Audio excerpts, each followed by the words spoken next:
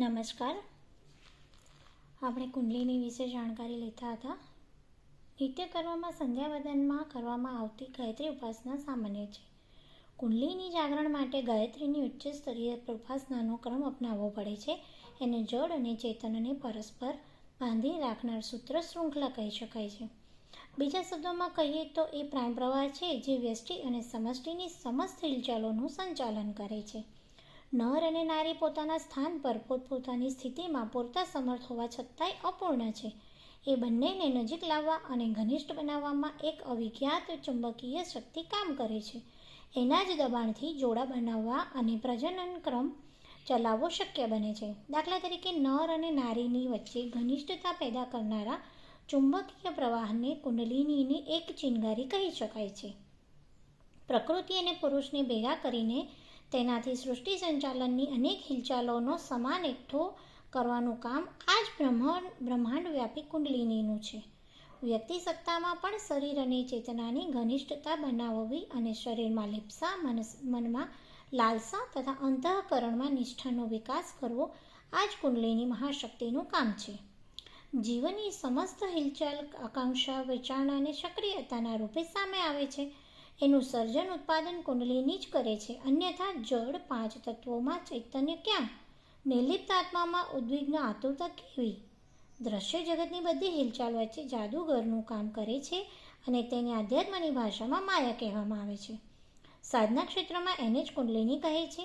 એને વૈશ્વિક હિલચાલનું માનવીય ગતિવિધિઓનું મર્મસ્થળ કહી શકાય છે ને આ મહત્વની ચાવી પરમાત્માના હાથમાં આવતા પ્રગતિના બંધ દરવાજાના બધા જ તાળા ખુલતા જાય છે. ગાયત્રીની ઉચ્ચ સ્તરની સાધનામાં ઋતુંભરા પ્રજ્ઞા ઉભારવા માટે, પ્રત્યક્ષ અને સત્તાને પ્રખર બનાવવા માટે કુંડલિની સાધનાની કાર્યપદ્ધતિનો ઉપયોગ કરવામાં આવે છે. ગાયત્રી સાધનાનો ઉદ્દેશ્ય માનસિક ચેતનાઓનું જાગરણ અને કુંડલિની સાધનાનો હેતુ પદાર્થની સક્રિયતામાં વધારો કરવાનો છે. મસ્તિષ્ક માર્ગથી પ્રગટ થતી ચેતનાત્મક શક્તિઓની સિદ્ધિઓની કોઈ મર્યાદા નથી.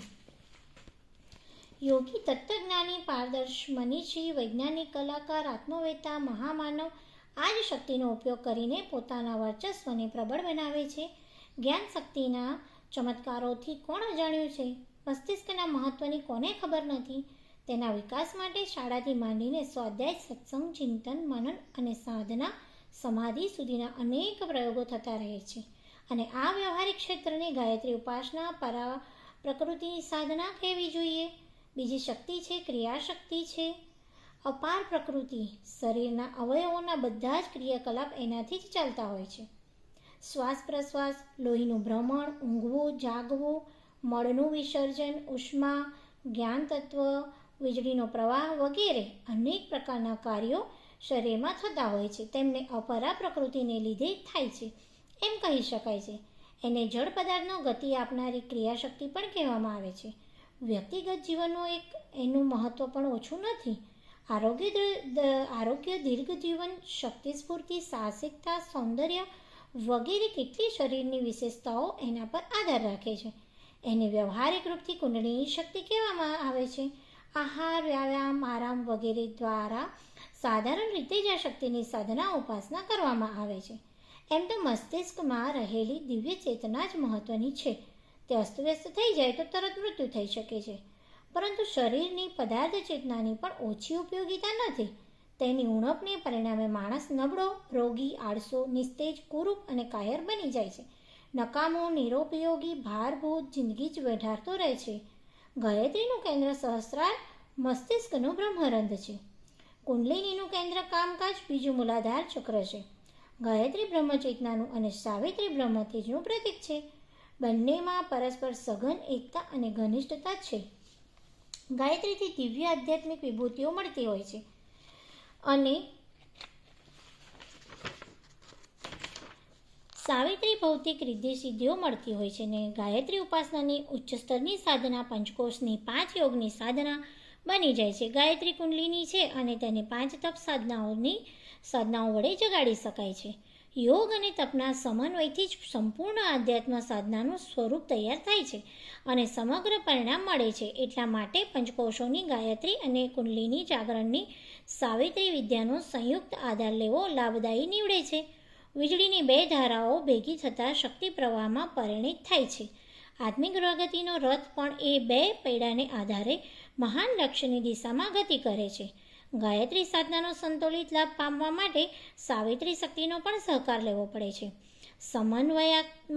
સમન્વયાત્મક સાધના જેટલું મહત્વનું છે તેટલું જ એકાંગી સાધનાનું અસંબંધ નથી. પ્રાયઃ સાધનાના ક્ષેત્રમાં આજે આવી ભૂલ થતી રહે છે. જ્ઞાનમાર્ગી રાજયોગી ભક્તિપરક સાધના સુધી જ આગળ વધે છે અને હઠયોગી કર્મકાંડી તપ સાધનાઓના મશગુલ રહે છે. બંને માર્ગો ઉપયોગી છે. કોઈનું મહત્વ એકબીજાથી ઓછું તો નથી જ, પરંતુ તેમનું એકાંકી પણ ઉચિત પણ નથી. બંનેને મેળવવામાં આવે એ જરૂરી છે. આ શિવ પાર્વતીનો વિવાહ જ ગણેશ જેવું ભાવનાત્મક વરદાન અને કાર્તિકેય જેવી પદાર્થના લાભોની ભૂમિકા રજૂ કરી શકે છે. સમન્વયાત્મક સાધનાને અમે ઉપયોગી માનીએ છીએ અને તેનું જ માર્ગદર્શન કરીએ છીએ. વૈદિક યોગ સાધનાની સાથે સાથે તાંત્રિક પ્રયોગોનો પણ મહત્ત્વ આપવામાં આવ્યું છે. ગાયત્રી સાધનાને મહત્ત્વ આપતા હોવા છતાં કુંડલીની જાગરણની ઉપયોગિતા માનવામાં આવે છે. આ જ કારણ છે કે પહેલા પાઠનો અભ્યાસ કરાવ્યા પછી બીજા પાઠની પણ પૃષ્ઠભૂમિ તૈયાર કરવામાં આવે છે. એને પ્રકારાંતર ન સમજવામાં આવે. ભેદ કે વિરોધાભાસ સમજવાનો નથી. આ તો બાળકને ઉંમરલાયક થતાં સાથીદાર મેળવી આપવાનો વિવાહ કરવાનો પ્રયત્ન માત્ર જ છે. એમ જોવા જઈએ તો ગાયત્રીના દેવતા સવિતા અને વિષ્ણુ અથવા શિવ માનવામાં આવે છે અને તેમની પત્ની અગ્નિ, લક્ષ્મી, કાળી અને કુંડલિનીનું પ્રતીક માનવામાં આવે છે. આવી રીતે સરળ જોડા એક પ્રકારથી સ્ત્રી પુરુષના શિવ પાર્વતીના વિવાહ જ થયો. ધનુષ તોડાની પ્રક્રિયા પૂરી કરીને એને સીતા સ્વયંવર રામ જાનકીનો વિવાહ થયો એમ કહી શકાય. પરંતુ જો કોઈ કુંડલિની અને ગાયત્રીમાં ભાષાની દ્રષ્ટિએ એક જ જાતિના સમજતા હોય તો પણ તેને નમાઈ પામવા જેવું તો નથી જ. જીવ અને બ્રહ્મ બંને પુલ્લિંગ હોવા છતાંય પરસ્પર વિવાહ કરે છે. સાક્ષી દ્રષ્ટા બ્રહ્મ નિષ્ક્રિય છે. તેની પરાપરા પ્રકૃતિઓ બંને પરસ્પર હળીમળીને જ પોતાના સંયોગ સમાગમથી આ સમસ્ત સૃષ્ટિનું સર્જન સંચાલન કરી જ રહ્યા છે. આ કથન અલંકાર માત્ર છે. વાસ્તવમાં સૂક્ષ્મ જગતમાં નર નારીનો ભેદ છે જ નહીં. ગાયત્રી અથવા કુંડલિનીને સ્ત્રી અને બ્રહ્મ અથવા શિવને પુરુષ માનવા પોતાની વાતને ચેતનાનું ઉદાહરણ આપીને સમજાવવા જેવું છે. ખરેખર આ ઉચ્ચ શક્તિ ક્ષેત્રમાં નર નારીનો ભેદ જ નથી. આ જગતમાં પણ જે બ્રહ્મવાદીઓને તત્વજ્ઞાન થઈ જાય છે તેઓ નર નારીના શરીર ભેદોનું અંતર ભૂલી જાય છે. તેમને બધામાં એક લિંગ એક તત્વ નજરે પડે છે. તેમની દ્રષ્ટિમાં નર નારીનો ભેદ રહેતો નથી. અદ્વૈત જ્ઞાનમાં ભેદ બુદ્ધિ ન રહેતા નર નારીનો ભેદ પણ રહેતો નથી. કુંડલિની અને ગાયત્રી વિદ્યાઓના સંબંધમાં જો વિવાહ સંયોગ સમન્વય જેવી ચર્ચા અલંકારિક રૂપે આવી જાય તો તેમાં નવાઈ પામવા જેવું નથી. એટલા માટે આ પંક્તિઓમાં લખવામાં આવી છે. તત્વદ્રષ્ટાઓએ ગાયત્રી અને કુંડલીને પરસ્પર પૂરક માની છે અને એકાત્મ ભાવે જોઈએ છે. એની વિગતે ચર્ચા આપણે આગળ કરીશું. કુંડલીની સાધનાની અંદર ષટચક્ર વેદન પ્રક્રિયા મુખ્ય છે. એ જ આ સાધનાનો મહત્વનો આધાર પણ છે. ગાયત્રી શક્તિ પણ આ જ હેતુ પૂર્ણ કરવામાં આવે છે. એવી જ રીતે મૂળમાં તે બંને એક વસ્તુના બે છેડાની જેમ અલગ તો નથી જ. ષટચક્ર જાગૃતિમાં કુંડલિની શક્તિની અને ગાયત્રીનો સહકાર મળે છે. ગાયત્રી મંત્રનો ભૂતત્વ તથા પૃથ્વી તત્વ છે. સાધનાના માર્ગમાં તે મૂલાધાર ચક્ર છે. પછી જગન્માતા નિમ્ન સ્તર બ્રાહ્મી અથવા ઈચ્છાશક્તિ, મહાયોની પીઠમાં સૃષ્ટિ તત્વ છે.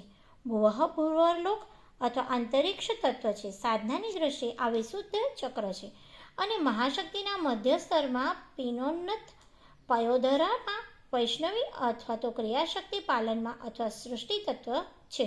સ્વકાર સુરલોક અથવા સ્વર્ગલોક તત્વ છે.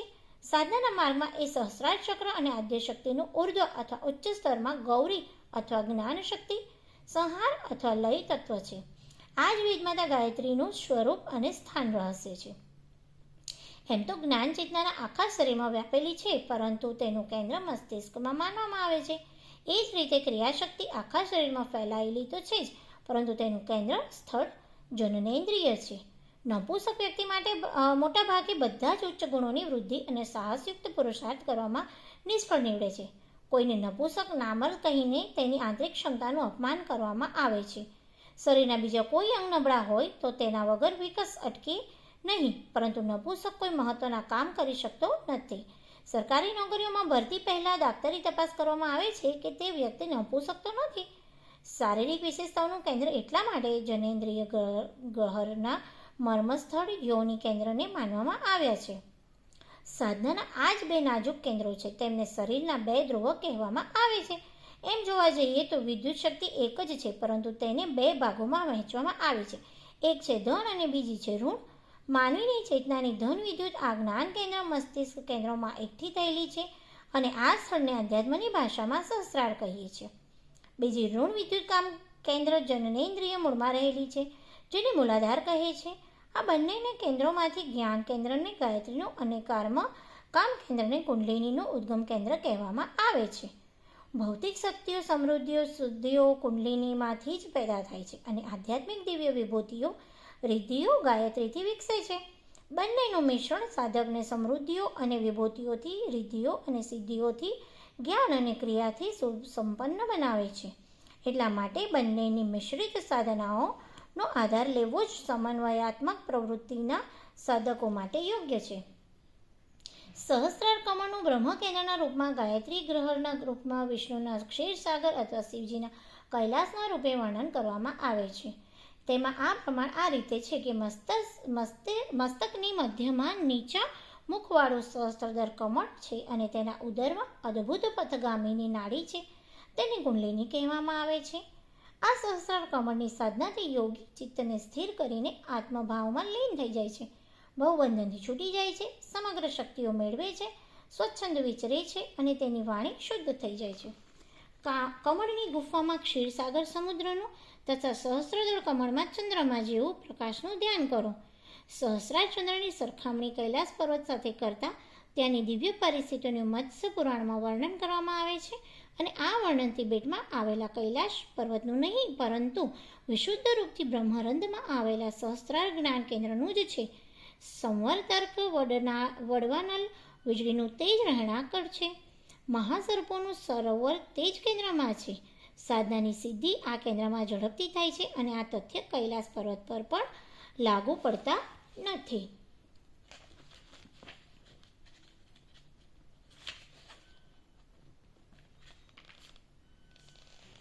કૈલાશ પર્વત પર કરવામાં આવેલી સાધનાથી બમણી સિદ્ધિ થાય છે. ધર્મ, અર્થ અને કામ ત્રણેય પ્રાપ્ત થાય છે. એ હેમકૂટ પર્વતની સરોવર સર્પોનું બનેલું છે. જ્યોતિર્માન પ્રજ્ઞા તથા ત્યાં જ ઉત્પન્ન થાય છે. ત્યાં સવતર્ક નામનું મહાભયાનક અગ્નિનું સરોવર બળતું રહે છે. તે એ સરોવરના જળને પી જાય છે અને આ અગ્નિ સમુદ્રને પણ સુકાવી દેનારો વડવા મુખ્ય છે. મૂલધારને શક્તિનું કેન્દ્ર માનવામાં આવે છે અને એને અગ્નિકુંડ, શક્તિ ઉદ્ગમ કાળીપીઠ તથા ક્રિયાશક્તિની અધિષ્ઠાત્રી કુંડલિનીના રૂપમાં વર્ણન કરવામાં આવે છે. એનો સંકેત આધ્યાત્મશાસ્ત્રમાં વિસ્તારથી મળે છે.